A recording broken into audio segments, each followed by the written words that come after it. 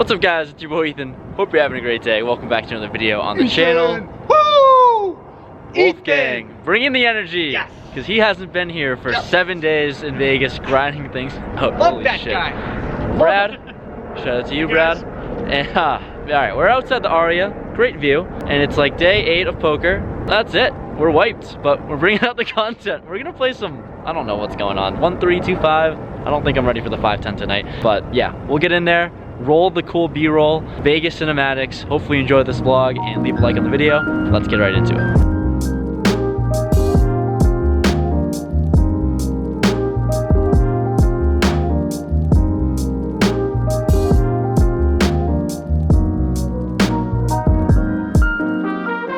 At the Aria we go at the 1-3, sitting down with a $300 max buy-in. First hand in, ace-king offsuit on the button. There's a cutoff player to my right who blind limps. Yeah, you got that right. On to me now. Yeah, he seems like he's good for action. Let's definitely raise it up.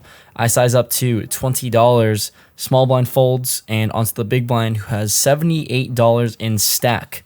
He rips it all in for that amount. Cutoff folds after looking at his cards now, after blind limping. And obviously we're never folding ace-king off. Pretty much never folding for many prices, but especially not this one. I make the call. Let's go to a run out. Just give me a rating. He shows us queen 10 of hearts, and our ace king is going to take it down, so always nice to scoop up the first pot of the night. Second hand in, we've got ace 10 offsuit on the button. There are 2 limpers pre-flop, and on the hijack is an older gentleman who raises it up to $10. Cutoff to my right makes the call who's good for action, and here onto me.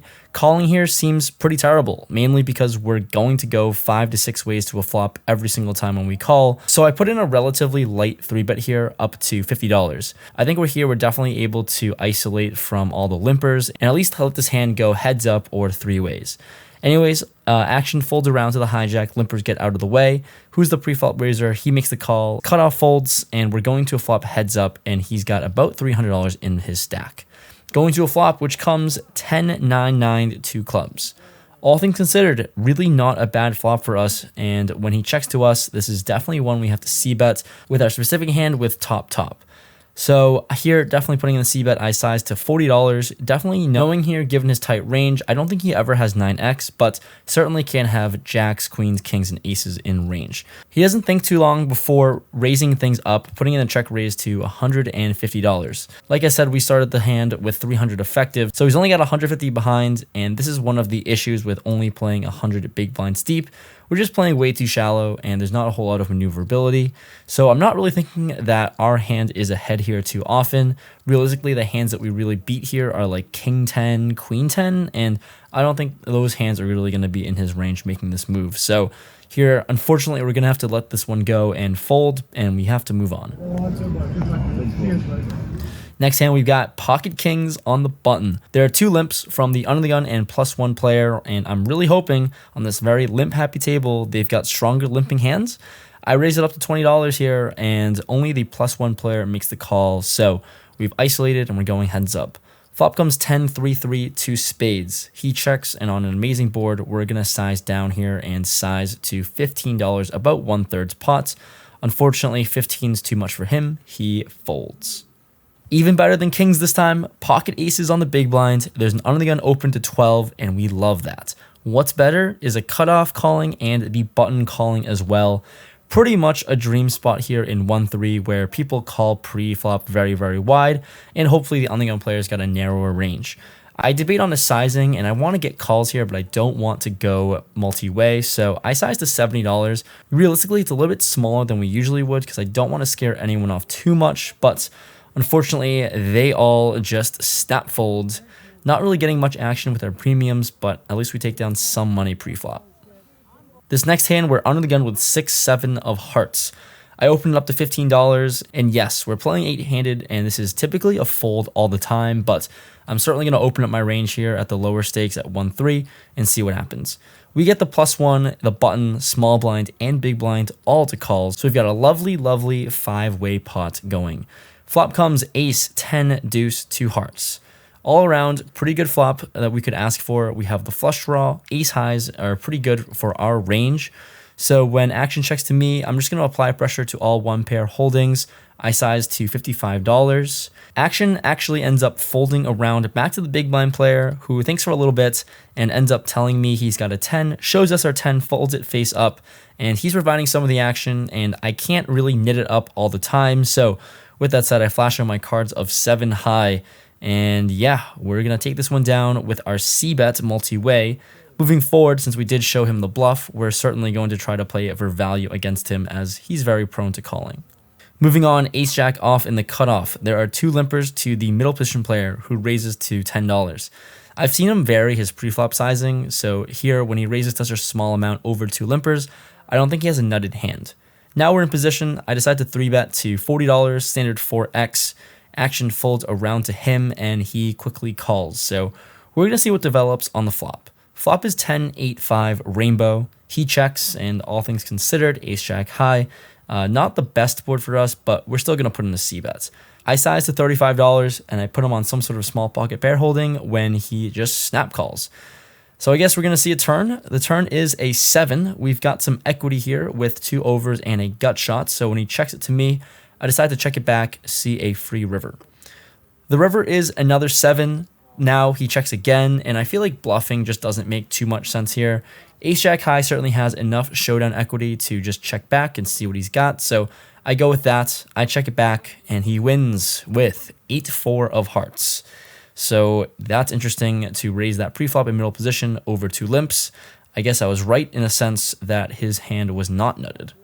This next hand is a little bit better with pocket 9s in the big blind. There are 2 limpers to the middle position player. He raises to $10. Once again, this seems like a really small bet, as he usually goes for a sizing of $11 or $12. So now we're out of position. Definitely going to 3-bet again here. So I size to $40.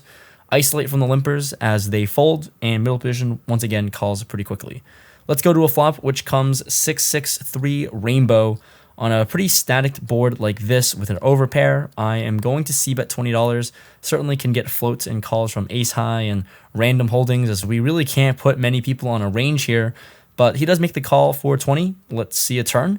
The turn is the 7 of spades, and now still a pretty safe card for us to continue barreling on.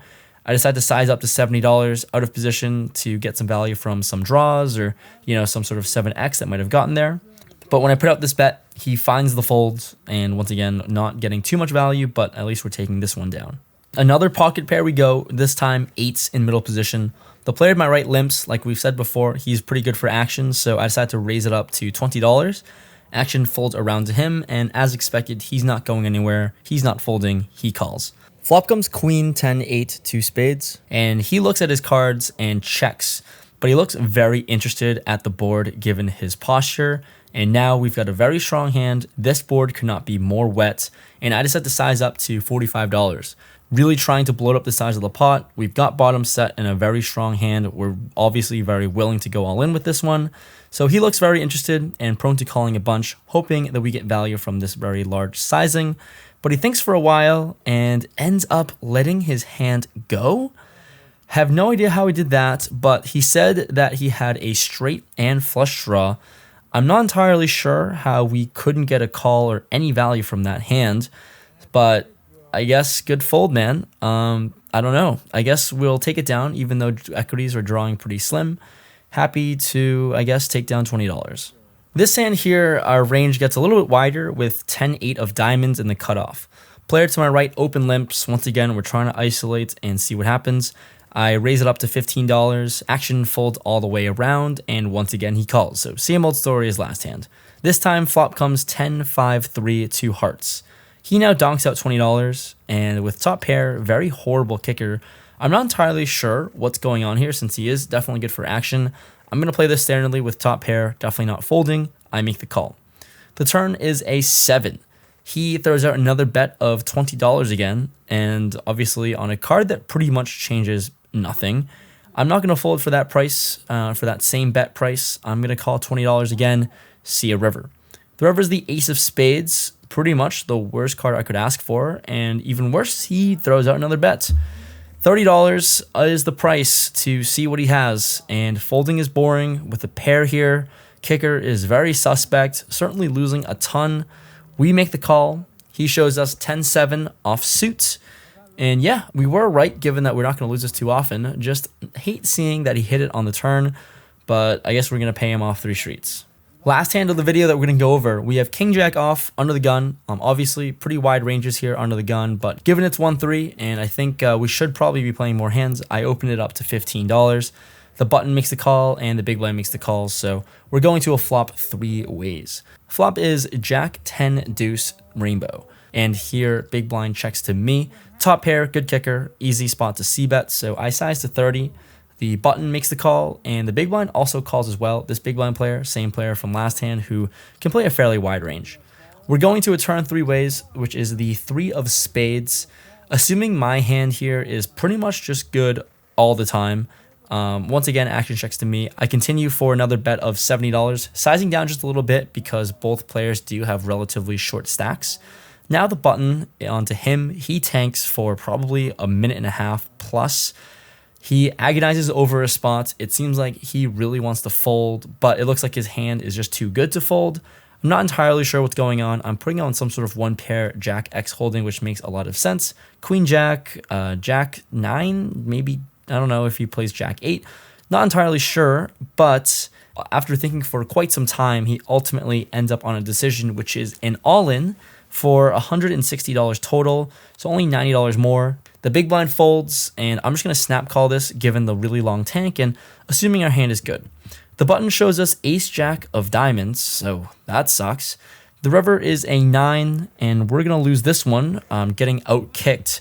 And yeah, just really crazy how this player somehow tanked for almost 2 minutes with ace jack top here on this front of a board, but kudos to him, he takes it down. What a session. What a session. I don't know what to think. Yeah, I'm not really sure what to think right now, but as you can see, it's very beautiful up here in Vegas. And yeah, that session was rough. That session was really rough, unfortunately. We played for 2 hours, and I'm like, honestly, to describe my feelings, I'm like very unrealistically tilted right now. Like, I'm tilted, but I know it's so unrealistic for me to be tilted right now, but I am. For a number of different reasons, I'm sure. I think one of it is like, I'm just trying to get content for you guys. Me playing 2 sessions a day for the past few days have genuinely taken a big toll. I'm super drained, and that's unfortunate. This is why I played the 1-3 today, and I was really trying to just push the action, and we actually got a lot of playable hands today, and we only played for 2 hours, which is crazy. But those 2 hours, yeah, I don't know. I mean, didn't get much action when I had hands, and then that last one, you can say, yeah, definitely King Jack off is going to be a fold under the gun if I'm going to play 5-10, maybe even 2-5. But the 1-3 I thought it was okay.